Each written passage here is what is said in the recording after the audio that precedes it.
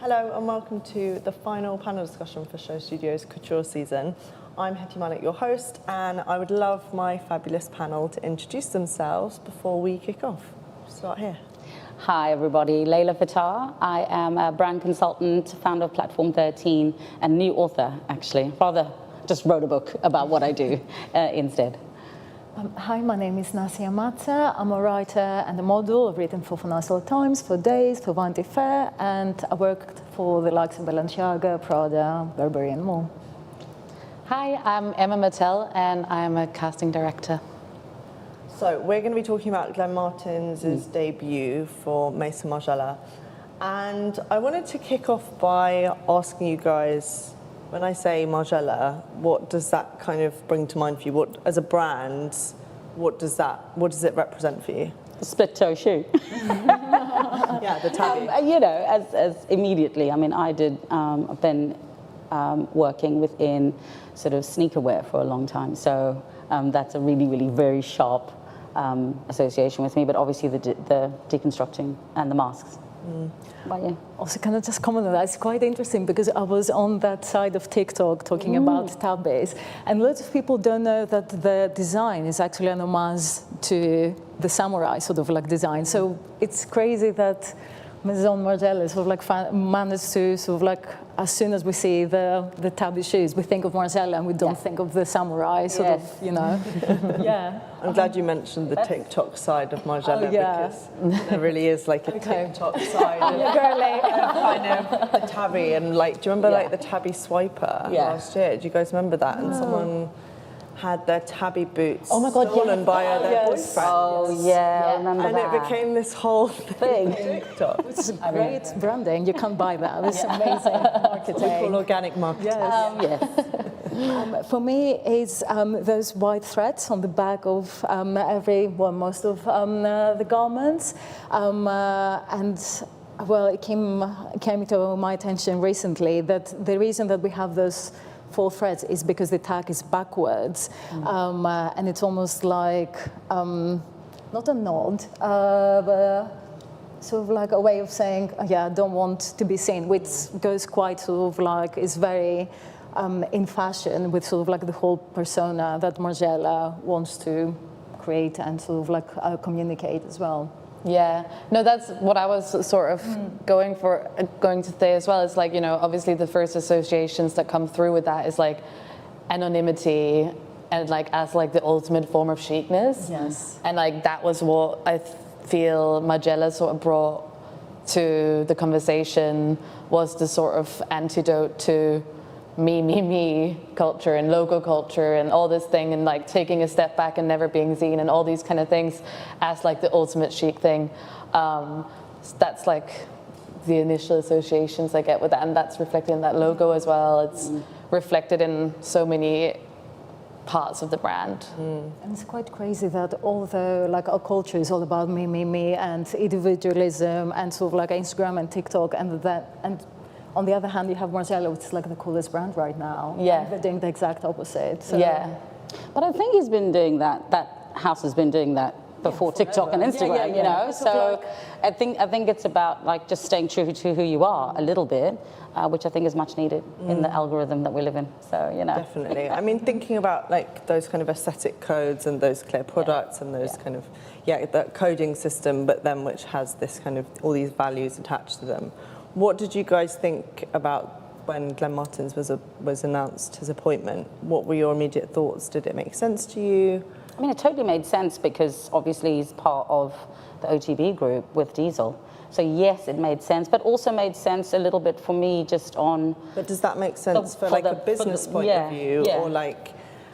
And what's that balance between a business? Obviously, he's grown Diesel, Renzo Rosso, that makes sense, but did you think that, like, value-wise, that made sense? Why? I did, personally, because I just feel like, in a way, they've got almost like parallel lives a little bit, I feel. It's quite weird when you look at it. It's quite weird when you look at it but I think the architectural piece for me that comes from Glenn Martens, you can see that even in the construction of the collection.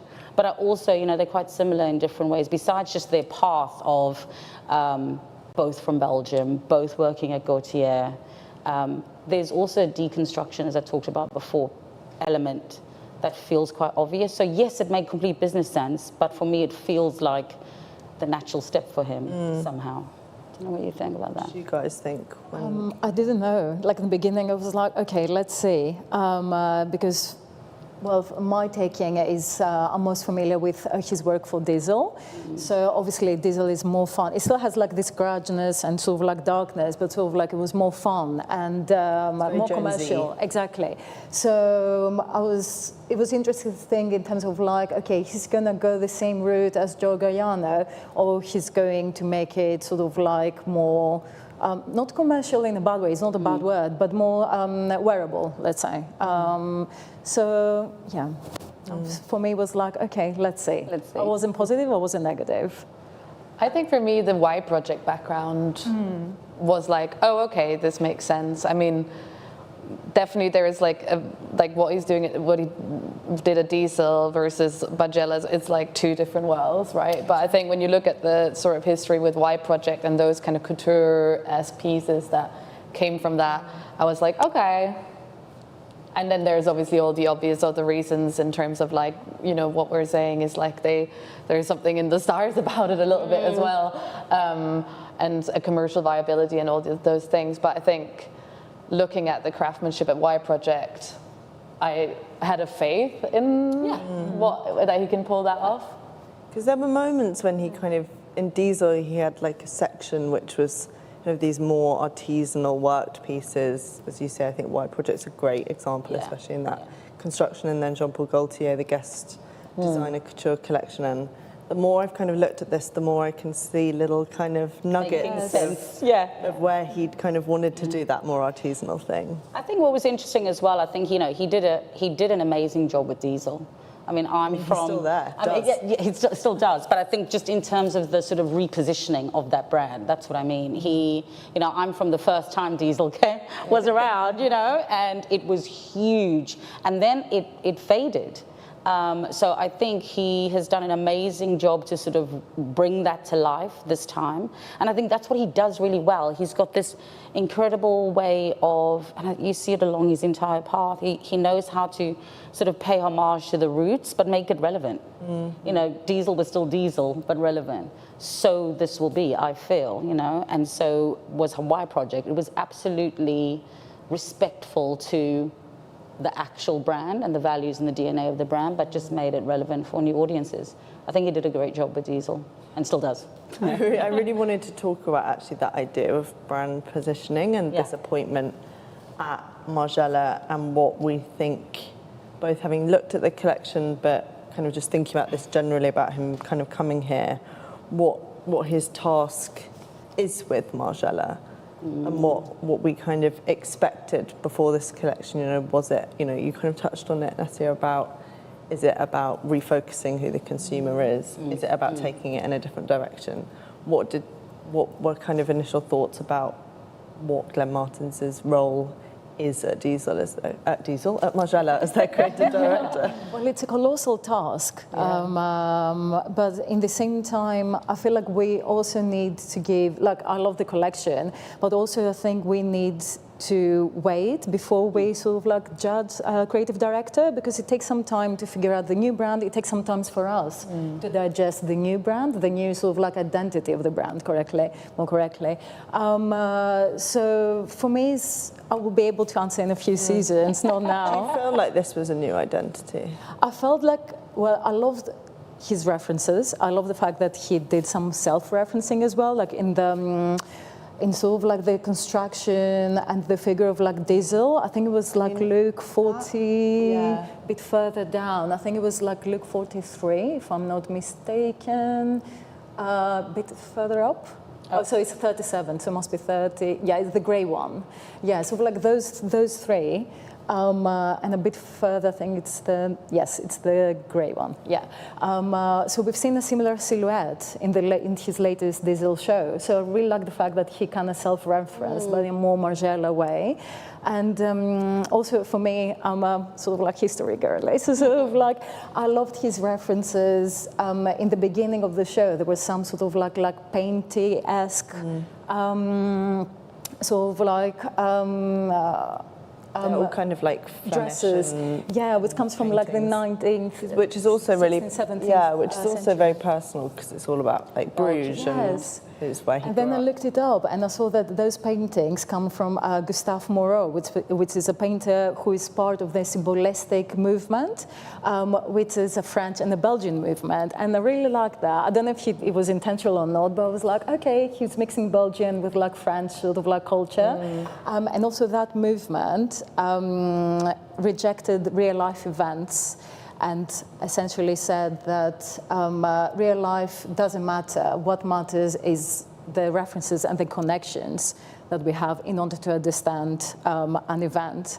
And I think this is where it makes it sort of like so relevant that we live in a bit of like dark time. So he took something, sort of like he took like a very good reference and sort of like showed us how I feel like I'm kind of lost here now. So like, after that, he took his references and essentially that, it's not about partying, also like glamour and sort of like crystals and all that, which we had a few years ago, which was like, the after party as like a hangover from like COVID. We're like in a more sort of like dark period. So I like the fact that, his work, at least to me, was more esoteric in a way.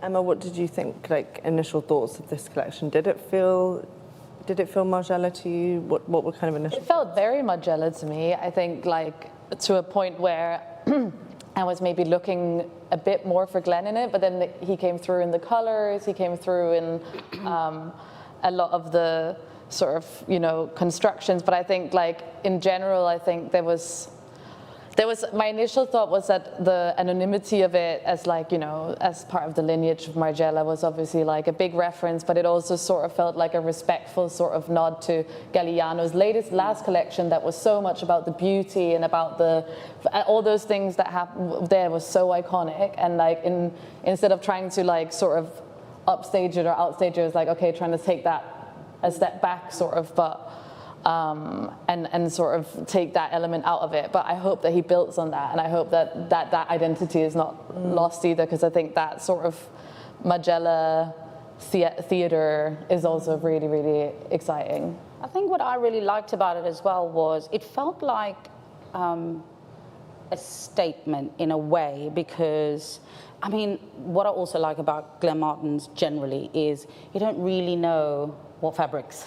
What's happening with the fabric? It's like, is that cellophane? Is that plastic? What is that? Like what? I feel like that kind of, material manipulation's awesome and very him.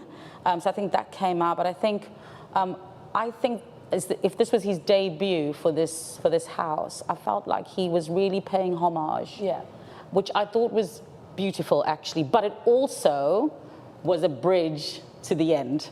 Yeah. For me, that last green dress is him going, watch this space, this looks really different to the rest of it. Definitely Something is coming, this is new, and this for me was his statement, was going, all of it was really dark and decadent and, theatrical for Galliano and very Margiela with the mask and everything. This for me was him going, but it's my turn. Yeah. Yes. Watch the space, wait, because this color wasn't anywhere else. Yes. I thought. I don't know what you think about that. Yeah, exactly. It's actually such a good remark, because when I was seeing the collection, it was like, that look, I'm like, okay. What is that? Yeah. And so it makes so much sense now that you say it. Like, I really like this interpretation. Yeah, me too. gonna second that. Yeah, exactly. Green is like growth and fresh Yes, and new, and something new is coming. And I feel like it made sense because we had all this darkness and avant-garde and sort of like heaviness. And then, we have this look, but also we have the party afterwards with the balloons. Exactly. So it's almost like a catharsis, which I really like that. Like after a show, you come like elevated rather than being, So. And remember, that's his debut, so he's definitely saying something. He needed to say something here. I think it's interesting going back to, kind of us talking about what's his role here with this brand, and I think there can be such a focus on the business of brands, which is obviously important, but I hate kind of reducing stuff down to like product. Sure. And I think this was really exciting to see him start with artisanal, because it was like him at his most creative and able to do stuff that he's never had the capabilities to do before. But I thought it was interesting. I read a quote from Renzo Rosso who was saying all of these ideas lay basically a blueprint for products that we can make as a result of that. And I'm not really sure what my question is, but I just think that's quite interesting to think about, as a allowing a statement, designer to be as creative as possible. And then build on. And then build out from that, rather than, I think, as you said earlier, Diesel is much more about, for that Gen Z audience, it has to be more of a, I can buy that immediately. I don't know what you guys think about that, whether we quite liked actually being able to see Glenn work in a different way in this sense. I mean, but I feel like it's new, but it's not. He did that couture collection for Couture. So he's an architect. He understands construction. He understands structure. And you see that, in this collection. So it didn't feel so far away from what he was capable of doing, I feel. But what? Got more of it. Yeah, we just want more of it, which I think hopefully we'll get. But I think also, Renzo is a businessman, and he will be looking at it and going, you did really well with Diesel. Hopefully he doesn't just expect the same. He can understand that there's potentially Glenn's way of doing it, and not necessarily go, oh, let's just make a different style of commercial, collection. But I think we won't see that for a few seasons, to your point. We have to kind of just see how it happens. And I'm just hoping that Renzo, I think it always felt like to me, even, as I said, been around a long time, always felt like he loved creativity. He loved it. So I'm hoping that he fosters that within this. We're obviously talking about couture, which is for the very small few. But I don't know what you guys think about the current moment, whether we feel like designers we're kind of in a moment, like I feel like the menswear season particularly that we just had was much more about kind of wearability and even Celine and things like that, and whether, like what moment we're in, whether we feel like there's that pressure on designers to just sell and make product, whether we're being relieved of that, what this kind of signals about that. No, you go ahead, sorry. No. Do you mean for that particular show or just in general? Just generally. I feel like this is like a question that it's like almost like everyone is in battle, constant battle with. Like, okay, do we want to go completely avant-garde, or do we want to sort of like sell? I feel like it's a matter of like balance. I mean, this is like for all of us, It's just, it can be a personal thing in terms of like, okay, what's my art essentially, but I need to pay the rent as well. So it's a balance. But I feel like loads of people can do loads of things. And again, going back to your point, like Glenn can be very good in Diesel, make sort of like those viral moments, and also do a couture show, which is so beautiful and something that, it was a moment essentially, and we all loved it. So yeah, I think like loads of people can do loads of things. And again, that's why sort of like I think we need to allow room to people to create rather to just judge immediately, oh yeah, collection is not good or is amazing. And we've seen this with sort of like, this saying, which I hate, like, like the music chairs, which essentially is it's the same people, it's the same 10 people. And now it's weird because, we have like so many different identities, and it's a bit confusing branding-wise as well. So yeah, I feel like let's allow people to show many facets of themselves and of the character. And Glenn did this successfully. He took the challenge, but also I think it's like the Margiela's team executive decision Just let people breathe and sort of like create. That's sort of the beauty of getting to do couture and then ready to wear. Yeah, that you exactly. get To play. Exactly. to. Yeah. I mean, talking about creativity, did we have any sort of favourite looks in this collection or favourite elements that we really particularly were excited about, or on the flip side that we weren't? I think the jackets for me, I mean, they just felt really, and I know that's probably like the, the least couture item in all of, but there was something that made it very, very Margiela in that but also felt Glen, because it had that cleverness of like construction and the cleverness of like a garment that can be worn but also can be a couture piece, and the bridge to that. And I think that felt like really Margiela and really Glen. So that was for me really special. I think obviously there was the really, really grand pieces that were really, really exciting to see, and I think a couture show needs moments, like especially now, they need moments like that, and he knows that we need moments like that in order for the collection to be seen even, and for it to reach an algorithm where people actually look at the show. And I think that did that very successfully. It was beautiful, but it was, also I felt there was a lot of strong pieces within that wasn't necessarily the flashy ones. Yeah, It's true. I thought for me the masks were interesting because there was such a variety of different types of masks, and I think the original idea behind the mask by Margiela was to make sure you focus on the clothes, right? But here, it felt like there was definitely some of that, but there was definitely some masks that were part of the actual dress or outfit. And that felt quite interesting for me because it's such a play on such a signature piece that is always been Margiela's signature. And then to be able to almost change the role of it a little bit or evolve it so that it is not only just to focus on the clothes but actually finishes it off. It's quite an interesting thing for me. I quite like those kind of messages, and details. How you evolve as a designer, the existing brand codes and make it something else. But like recognizable, that's a really interesting and quite a hard thing to do. But I think, he started by actually doing the show in the same space that Margiela did his final show. So those kind of little details, I just love that kind of stuff. It means a lot, and it means that it's intentional and considered.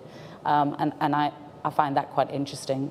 So yeah, the masks for me were definitely like an evolution and a variety that felt like the next move for this brand. It weirdly still feels quite radical to do that in such a social media age where people are reliant on the faces that walk. But I mean, especially you guys, from your perspectives, I'm really interested in casting director. Yeah, casting director. Model. I'm really if everyone starts doing this, I have a problem. But it kind of puts such a focus as well on like the way that they've walked and the way they held themselves as well.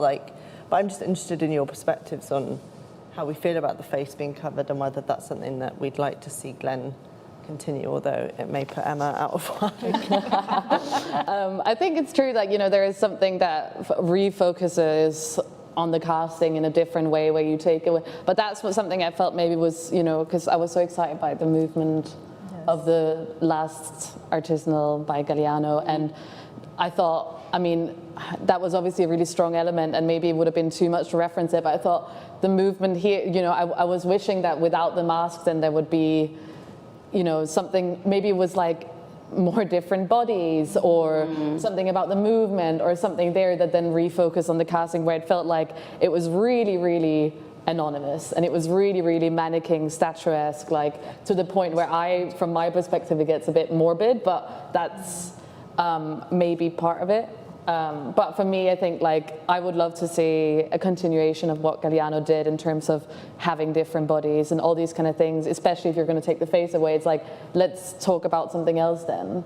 That's a good point. Yeah, if you're going to take the face, let's talk about something else. But maybe we don't want to talk about anything. Maybe we want to just talk about the clothes. Why don't we talk about Leon? Right. Let's talk about Leon, that was the biggest moment. Yeah. That was a real breaking of the formula, I sure. felt. Yeah. And, sparked 1,000 memes, 1 billion TikToks, still is talked about today. And actually, for me, changed a little bit the runway. Totally. This was a huge moment, at least for me. And it'd be great to get your view on that movement. No, but exactly, but that's what I mean. I think like the way that this clothes moves, and I think the way that Margiela as a brand like is on the body and how it moves through the world, I think that is such an integral part to the brand. And I think that definitely, I mean, Leon's walk there was so recognizable, and it set a precedent that was like a bit, that opened up the world a little bit to models having their own identity in a way, but it still felt Margiela, even though there was identity in it. And so I think, that's something I would love to see. I mean, that's also the thing. It's like we've seen one collection, it's couture. Those garments aren't possible to walk in as well. Clearly, I mean, it's really, really. I think it would have been nice if we'd been sitting here in those. Imagine. I know. In the looks. Yeah, exactly. We won't be able to see We did have a shoot over the weekend. Yeah, right. It was like, oh, if we could just borrow those. That'd be amazing. Yeah, exactly. But maybe also that anonymity was needed to make a break between Galliano era and Martens. I feel like it was this collection and this debut was absolutely a bridge. That's what I'm looking forward to, is the next. What comes next in a way, because it's just a beautiful way to pay respect, but also you want things to happen. Yeah, totally. Going back to the going back to the anonymity and sort of like the models, essentially. For me, when I saw it, it looks phenomenal. But then as a model, I was like, oh God, please don't fall. So I feel like it's a very difficult, like well done to all the models. It's very difficult to walk, to catwalk, having so many people looking at you, and for such a massive brand. But also, as a model, again, sometimes you're like, oh yeah, you got this amazing job. And you're like, yeah, but we're not going to see your face. And you're like, oh, okay. People aren't going to believe me. Sort of like another thing that I really wanted to touch upon, and maybe someone can help me because I'm still trying to form my opinion on that, is sometimes we saw the body too uncomfortable. It looks amazing, but sometimes it's too much. So we saw this like anatomical corsets. But then I came across to this picture, and she looks okay. It doesn't look like she's in pain. But I don't know if sort of like you managed to create this and not be in pain, that's a masterclass in design. But then again, sort of like I love the fact that it makes me feel a bit uncomfortable and it's a bit grotesque. But I've seen like, the comments under saying, oh yeah, this is misogynistic, which I think it's too far in terms of like, men designing about women without taking into consideration, women's sort of like comfort, and in terms of like historical references as well. Like the woman's body has always been restricted. What are your thoughts on that? I feel like I read something that, that this was a corset that was more exaggerating the rib cage than the waist in a way. And so I think it's not painful, you think? No, I think it's painful, but I think what I mean from a like symbolic, on a like symbolic thing, it's like, okay, so you've got it's more showing the rib cage than it's showing a small waist in a way. And I think that is, for me, like quite dark, but I also think probably like some would say really clever. I think it's kind of. I think it's both. It's both, yeah. But also, I think it's really restrictive, and I think it looks really uncomfortable. And I think that's, and I don't think there's anything in this collection that is comfortable, apart from maybe a couple jackets, or But that's also not what he's trying to say with this, is it? So it's hard to. I've personally felt like you could say this is like a nod to what John did, especially that last collection was about the corseting. But then, like, I was at the show, and when it came out, I felt slightly jolted that I didn't see how this lived in Glenn's Margiela. Like, perhaps the corsetry and the kind of, restriction on the body, that it makes sense when it's in a story which is all about that idea of the kind of form and historical dress and things like that. But personally, I felt like it was out of place in this collection. These, well, the specific ones. The corsets kind of. Because there were not these bits, but there was another look, these ones. Oh, yeah. Where that beige This is not a corset, it's like literally a string. Yeah, and that felt out of place to me because it just... In the whole collection together. Yeah. But I don't know what you guys... What was your first, because you were in the show, what was your first reaction in terms of like, did sort of like it translate as like, oh, that's painful, or sort of like it made sense in the whole sort of like I word? surprised by it because it didn't... Positively surprised or weirdly surprised? Just a bit confused, because I think I don't necessarily think of that, and I'm not a kind of Margiela head. Like, I love Margiela, but I'm not. So I've probably missed a reference in the history books here. But for me, that didn't fit necessarily into the story. Yeah, and I just felt like it's not necessarily, maybe it's something we will see from Glenn, and I just haven't seen that yet, but I wasn't sure where, I didn't see the necessity in the highlighting of the restriction and the thinness of the body. But as you said, I think it could have been, as I was saying, I think there's definitely parts of it that are paying homage to the past. Yeah. And so maybe that was a motivation. I'm not really Maybe, sure. I think, but I think I'm also just still like, I mean, and I know I keep bringing this up and it's also unfair on Glenn in a way, but I think I keep thinking about that last show and how there was that embrace of, you know, this type of corsetry and all these kind of things, but on different bodies, right? And so this then this just feels really hard to watch in a way, because it's like, oh, okay, so like that, I don't know, it just, there's something that feels less kind about this. And I know what you mean. I know what you mean. I felt like what was the necessity of it or the story it's telling. And here you have a point, because is it called Michaela Stark, which it does a similar thing. But sort of like, because it does it in all sort of like figures, it doesn't feel as painful when you sort of like see it. It looks more like art, or like, oh, I haven't thought of that sort of like figure, or how you can distort one's figure. So yeah, maybe going again back to your point that if we had like different body types, then it wouldn't sort of like seem like an ED, sort of like it wouldn't need an ED warning essentially. Yeah.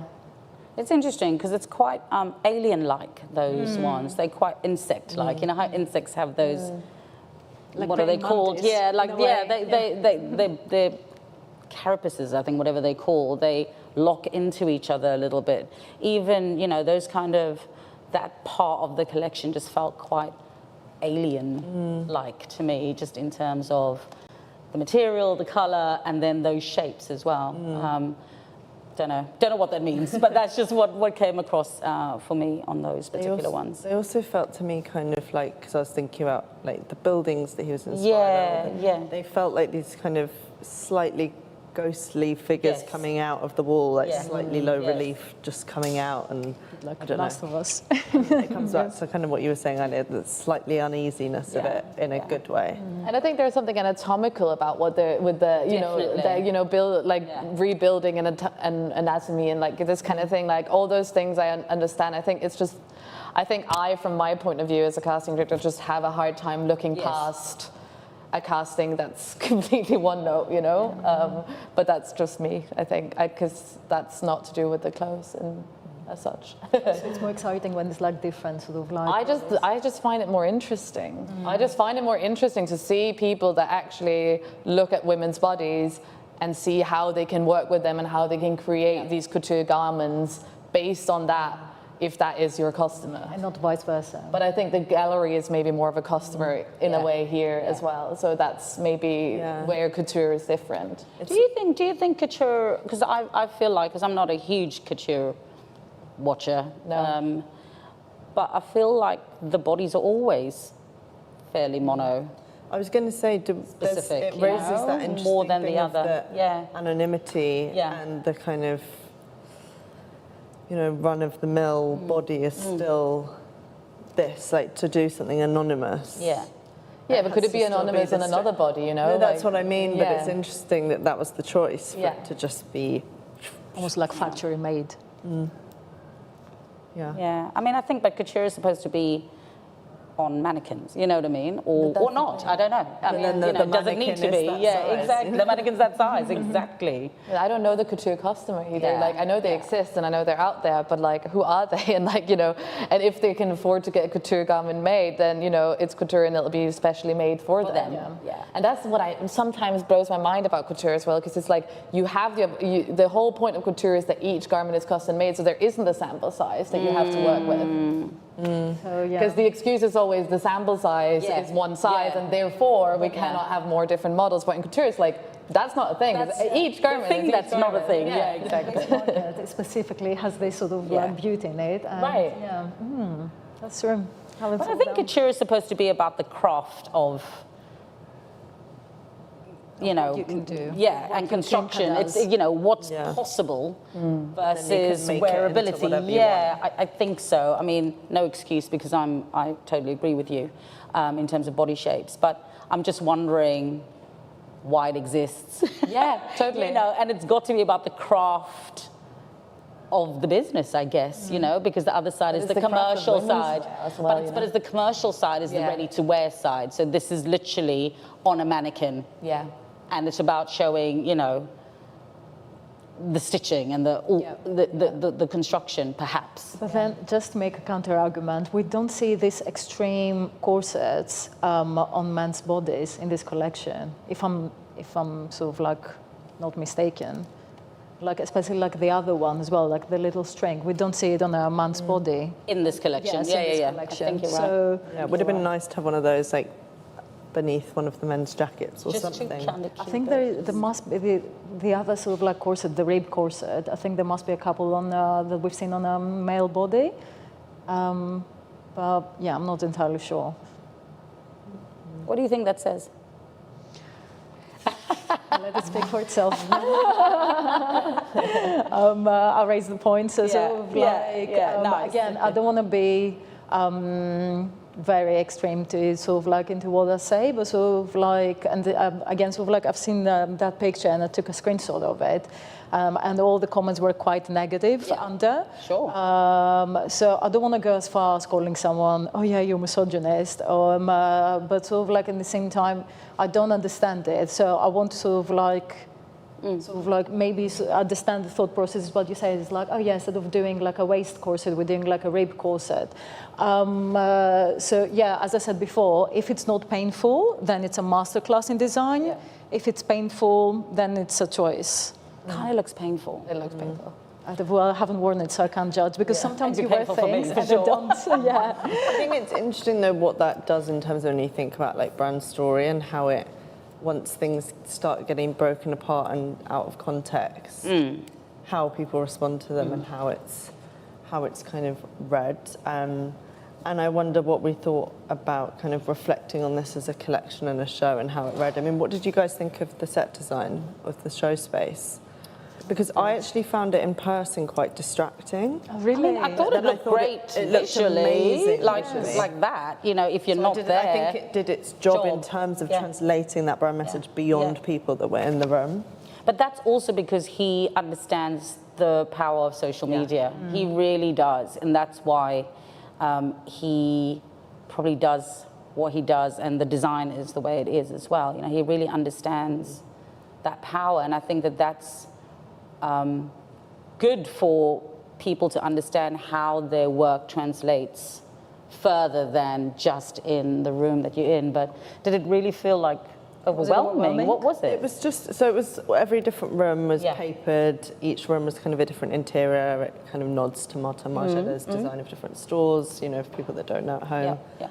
It's a very kind of trompe-l'oeil approach. I don't know, I think it just felt, in person, quite literal and on the nose for me, and just paper flying all over the, like, well, not flying all over the place. But, you know, there was just, paper, right, okay. Was it nice though to just enter a world also, like it just felt like too much? reflecting, it really, like, I'll remember that because I was in a world, you know, I was surrounded by it. Did it feel quite claustrophobic? No, we everything, we were kind of, it was like in this show space, which as you mentioned was where Martin had his large show, but we're in kind of the basement. I don't know if that show was underground or not. And it was like these walls, but then the ceiling was like just the brick So you could felt like Glenn loves set design as well, though. yeah. I mean, he's done some of the most iconic set designs at Diesel and like some of the most exciting things. And I think you're right in that he understands the power of that and wants to utilize that as like that's like an integral part of his world, isn't it? Yeah. I mean, I think it would have been different without that background. Sorry. No, please. Yeah, go ahead. It roots it in Martens. It does. I feel okay. I want to say something else, but this is a good point because usually when I see the clothes on celebrities, and when I see like next to it, they always have like the picture from the show. It always looks better on the show because you get that 360 world. And what I wanted to say is, as creatives, we can appreciate a good dress, but I feel we can appreciate a good set, a good sort of like a beautiful glass. So as sort of like creatives, we can see many different things in terms of like, architecture and sort of, music. So I think it goes back that, sort of like you can enjoy many things, not just the dress. Sure. And I feel like you go into the world. That's the whole point of it, isn't it? It's different because I feel like sometimes art is about the vision of the designer or artist. But when it's commercial, it's almost like the need of the person to buy it. And I think that when it comes to this kind of, so that's the playground, isn't it? To kind of be absolutely the vision that you want it to be. Whereas if you're just doing ready to wear, you've got to really consider the consumer need and how they're going to buy it and how they see themselves in it a lot more. So I think that's quite the difference. It really gives them an amazing opportunity to play in the most visionary way that they can within couture, I think. How was it? Sorry, how was it sort of like? Okay, we talked about the design, the set about being heavy and sort of like a lot, but then sort of like how was it coming out and sort of like the balloons? Oh my God, so fun. Yeah? We all just like ran into them. So people that don't know, at the end of the show, we went back upstairs and then the room was just filled with like multicolored balloons, which felt like, we were talking about this darkness and this grunge. It felt like such a contrast to that. Yeah, and everyone was just like kids, ran into them, covered in balloons, just like, and it was quite nice to see people at a show just chill out a bit. I was going to say, does that happen normally after these? Yeah, exactly. That's quite playful. Yeah, it was really nice. Yeah, and again, I just think Glenn has such a good sense of humour. And I enjoyed seeing this kind of wink and nudge at the end. Yeah. But after this very kind of focused, masterful, kind of very crafted collection. But there were even things I liked in this, like I think it was one of the tops or the dresses in this was like a £2 flea market base, which then the atelier worked into this couture piece. And obviously that's very Maison Margiela. Was there 1/3 that was upcycled of the collection? Yeah, all those jackets you liked were like lots of leather jackets upcycled, and obviously that's very Martin, but I feel like that's also that kind of temperament of Glenn to kind of deconstruction. And he's not precious in a way, he's not.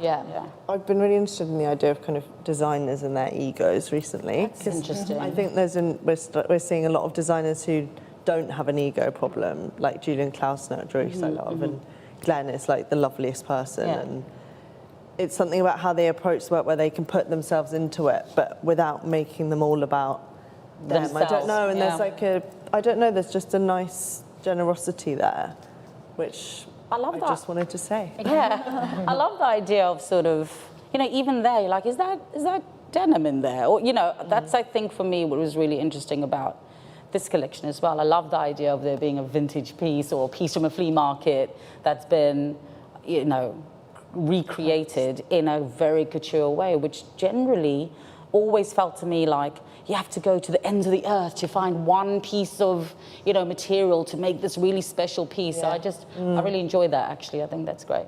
And I wonder whether that also has that potential in a way that the kind of Pat McGrath makeup did. Sure.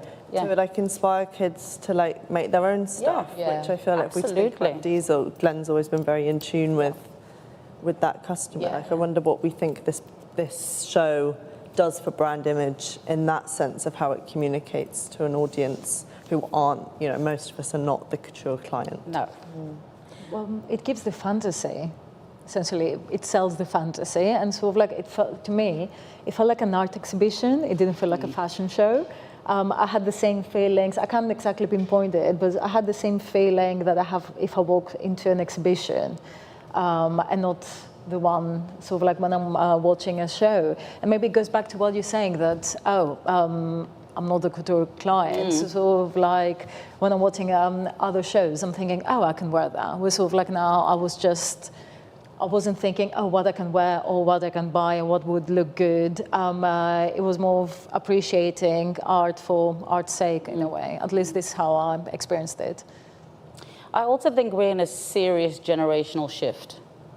And I talk about that in my book quite a lot because there is a shift in mindset and behavior that I don't think we've seen before, where you get, really different generations where high fashion and luxury was here and now it's democratized, and newer generation doesn't even look at it in the same way. So it's a really interesting moment and time, and I think that's what's so interesting about Glenn is the ability, as I said, to understand the origin of a brand, but the relevance piece is what he really excels in, especially for a new generation. Yeah. So that's what's interesting, because couture always felt like not for a younger generation. It never has.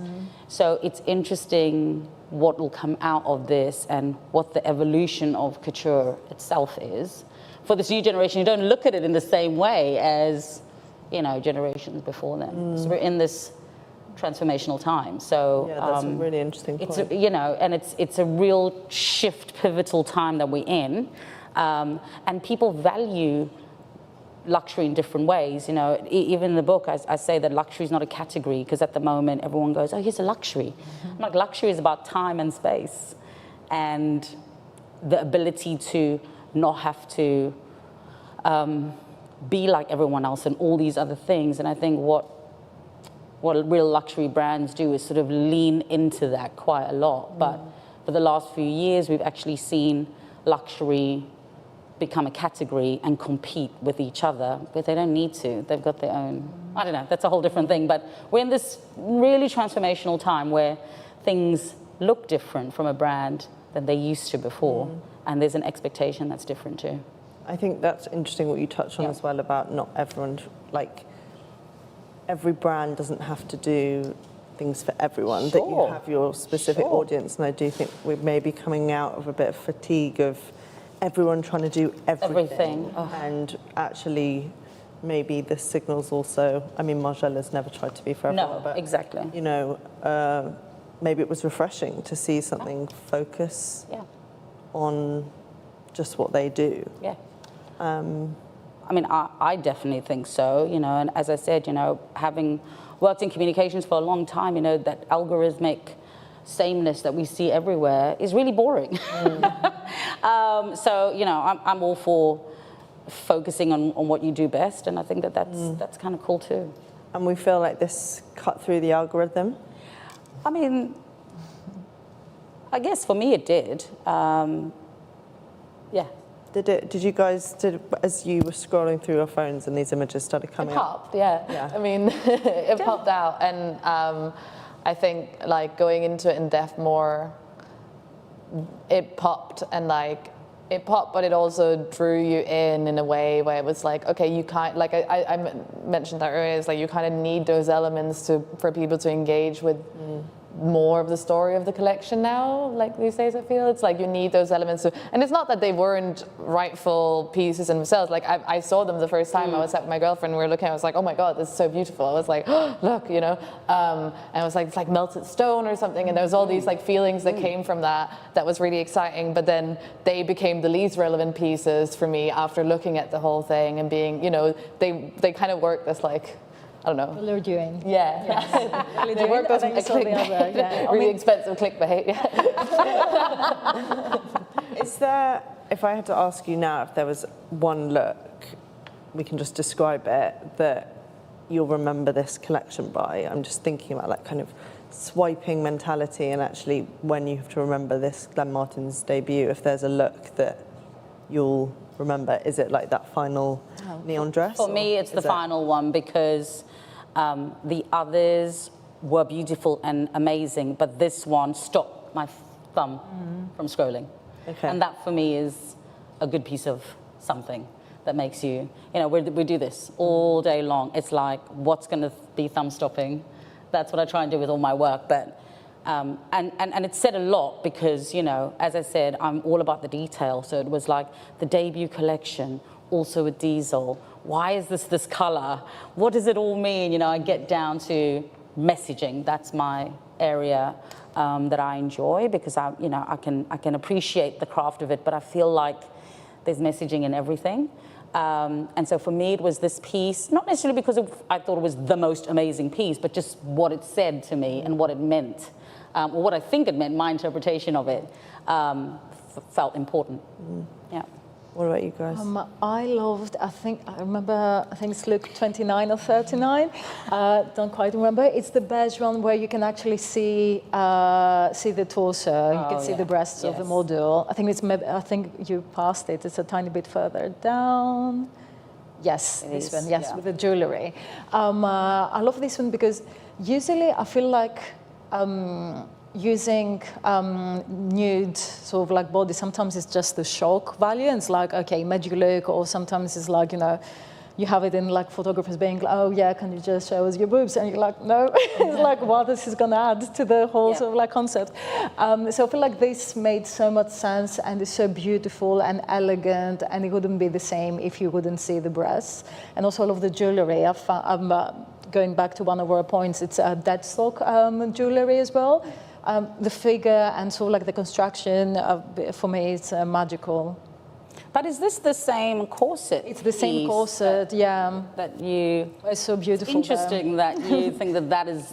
In the beginning, like when I saw, when I watched the show, it didn't click that, those corsets are sort of like so painful. Yeah. When I saw the picture, I was like, that looks very painful. But stunning, sort of like though. it looks beautiful. Emma, what about you? I think for me, oh God, I don't remember the look number now either, but I think there is one there on the left, 34.